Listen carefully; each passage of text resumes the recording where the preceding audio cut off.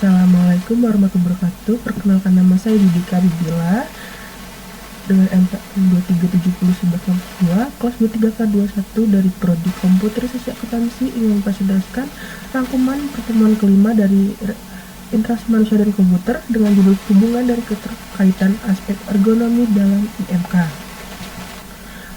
Pengertian ergonomi dalam IMK. Ergonomi adalah ilmu yang mempelajari interaksi antara manusia dan elemen dalam suatu sistem dengan tujuan meningkatkan kesejahteraan manusia dan kinerja sistem secara keseluruhan.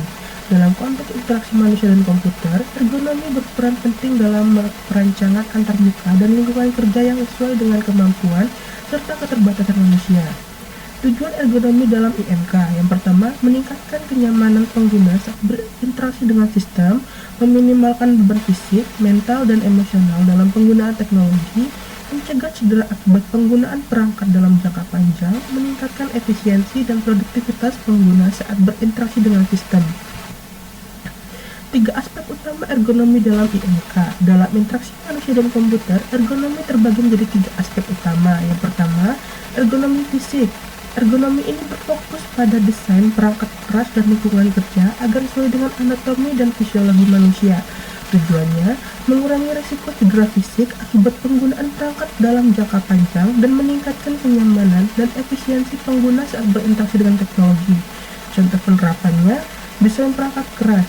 Pertama, keyboard dan mouse ergonomis untuk mencegah cedera repetitif strain injury atau RSI. Kedua, posisi monitor yang sejajar dengan mata untuk menghindari sakit leher. Ketiga, kursi ergonomis yang mendukung postur tubuh dengan baik. Kedua, lingkungan kerja. Pencahayaan yang cukup untuk mencegah kelelahan mata dan suhu ruangan yang nyaman agar pengguna tetap fokus dan produktif. Kedua, ergonomi kognitif. Ergonomi ini berkaitan dengan cara pengguna memahami, memproses, dan berinteraksi dengan sistem. Tujuannya, memudahkan pengguna dalam memahami dan menggunakan sistem tanpa beban kognitif yang berlebihan, mengurangi kesalahan pengguna akibat desain sistem yang buruk. Contoh penerapannya, desain antarmuka yang intuitif, tata letak tombol dan menu yang mudah dipahami dan diakses, pengguna icon yang jelas dan konsisten agar mudah dikenali. Pemilihan bahasa yang efektif. Gunakan istilah yang mudah dipahami oleh pengguna awam, hindari jargon teknis yang membingungkan, pemberian umpan balik yang informatif, notifikasi yang jelas ketika pengguna melakukan kesalahan, indikator loading atau progres agar pengguna tahu apa yang sedang terjadi. 3. Mengurangi beban memori pengguna, menyediakan fitur auto suggestion atau autofill agar pengguna tidak perlu mengingat banyak hal. Menampilkan informasi secara bertahap agar tidak membanjiri pengguna.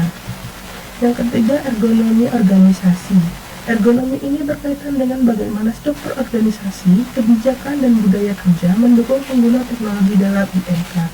Tujuannya, meningkatkan kesejahteraan pengguna dalam lingkungan kerja, mengoptimalkan pengguna teknologi agar lebih efisien dan tidak membebani pengguna.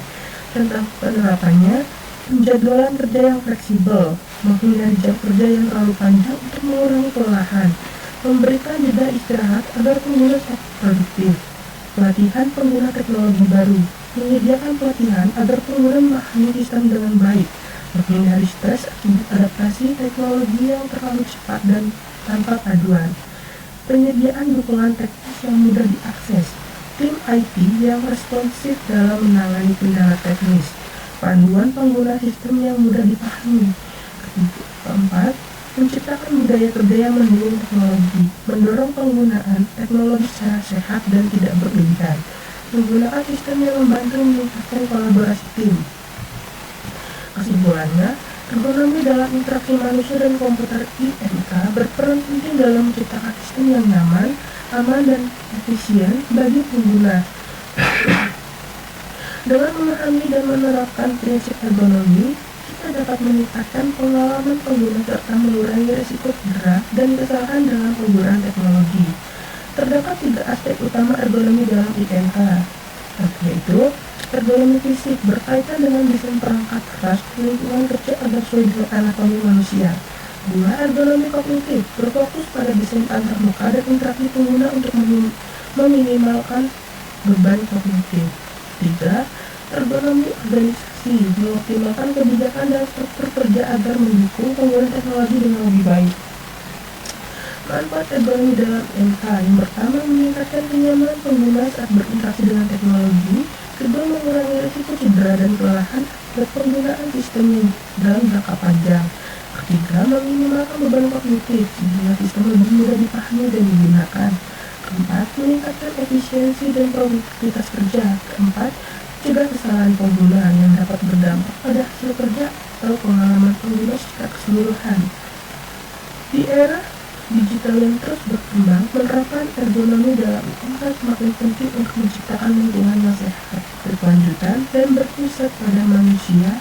Dengan memperhatikan aspek fisik, kognitif, dan organisasi, kita dapat merancang sistem yang tidak hanya fungsional tetapi juga nyaman dan ramah penggunaan.